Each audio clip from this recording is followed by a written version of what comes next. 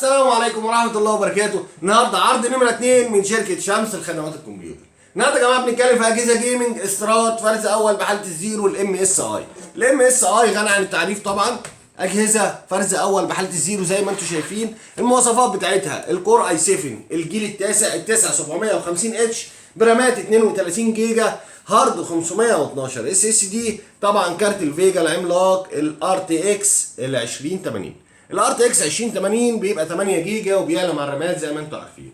الام اس اي غني عن التعريف طبعا. الام اس اي البي 65 اجهزه جيمنج استيراد فرز اول بحاله الزيرو. طبعا الجيجا هرتز بتاعت الشاشه 240 جيجا هرتز، شاشه اي بي اس، شاشه فول اتش دي 15 و6، كيبورد طبعا مضيء الوان، اجهزه حاله الزيرو زي ما انتم شايفين كده.